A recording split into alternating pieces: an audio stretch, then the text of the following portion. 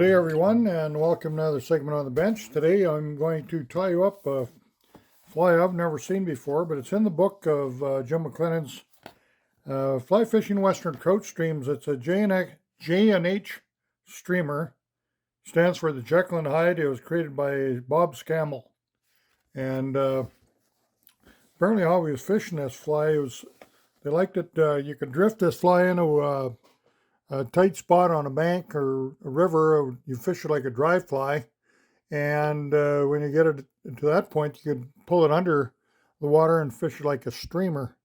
So it's a Jekyll and Hyde from Bob Scammell. Let's go over the materials. Need to tie the fly. I'm going to be using a size 8 dry fly hook, 2x long here. You can go to kind of the middle of the mid-range for that fly according to the recipe. I'm going to be using some red 6/0 thread. You'll be using some red deer hair for the tail. We'll be using some brown hackle here to palmer the body, and the body will be some brown antron. The also, when we go into the wing now, we're going to be using some gold elk hair. Here it is, some gold. Then over top of that, we'll have some orange marabou. And over top of that, we'll have some copper flash, is what it asks for. I have some kind of reddish copper flash here I'm going to use on that. And then on the thorax, we'll use some red dubbing on there, and palmered with some grizzly hackle. So it's kind of like a stimulator kind of fly looking deal here. I've never fished it. I've never seen this fly. Just seen the recipes in the book. We'll tie that for you. And might be a good idea to get some of these water and give them a try. I know if they made mention of Jim's book, they're definitely worthy. Also going to use a little bit of that extra or small wire, extra small, for just reinforcing the hackle. We'll run some thread on the shank here just to get going to the bend. Coming here with some red, a little bit of our red deer here for the tail, just sparse. Take the under fur out all the time. The under, clean that hair up so it stacks. Put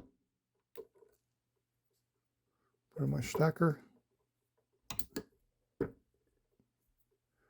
And I'll want that fairly short, so I'm just going to lay it on top here. We'll take some, this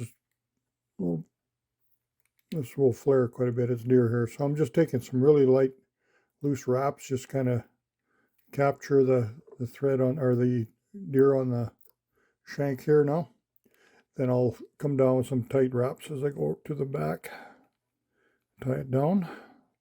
Get to the end here, I'll go around the shank and around here, grab a loose wrap, kind of tightens up the tailing material so it doesn't splay on you. Okay, that's what you want it to do. Now we'll grab some copper wire here, lay it on the body. Cut that a little bit off here so it don't need too much wrap around my vise here. Put it in the keeper. Then we'll need some of our brown dubbing for the body. I'm assuming it's a dry fly, so I went to antron dubbing. We're going to build a fairly robust body on it, so we'll get some antron cook going here. You never know, sometimes you look a little weird, but it's called a Jekyll and Hyde, so it must be, the colors must have something fish-like. So I'm going to say it, when you're giving good advice, just take it. Don't always assume the best or the worst until you give it a go. You know, just like somebody dipped the chocolate in the peanut butter and look what happened. Okay, now we've got that done. We'll find some of our brown hackle here.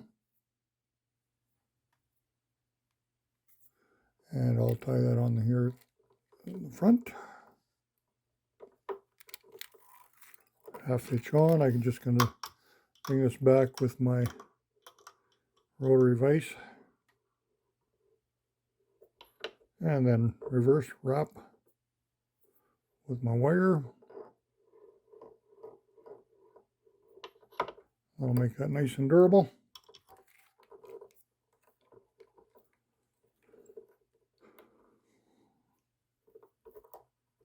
There we go. Thanks to Bob Scammell. He's another good outdoor writer. I've seen read a lot of his stuff over the years.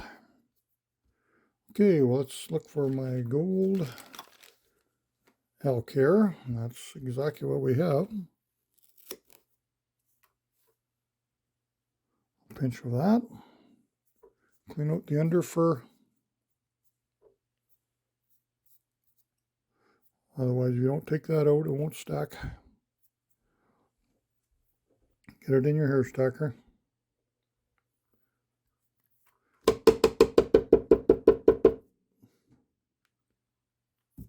Got the tips lined up nice.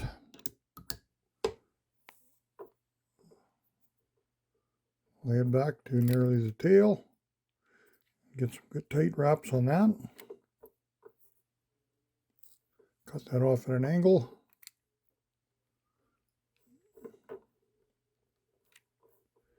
There, that's a pretty good looking wing. Now on top of that, we go with orange marabou.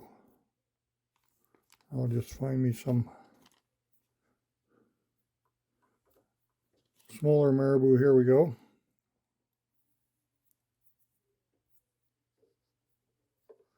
The top, pinch that on the sides. Doesn't go anywhere on you.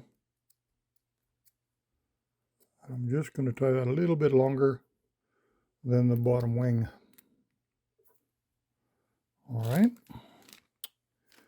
And we come in with the recipe called for copper flashaboo, or crystal flash, actually it was. I'm just going to come in here with some of this reddish copper crinkle flashaboo. I don't know where I got that. I use that on some of my red flies. It works really nice. Right there. Then we'll bring in some grizzly for the thorax. Basically looks like a stimulator, this fly, what I see so far.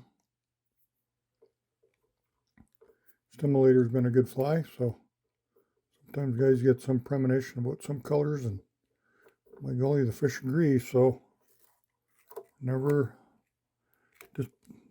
discount it till you try it. And we'll come in with some sparkle dubbing here. And red.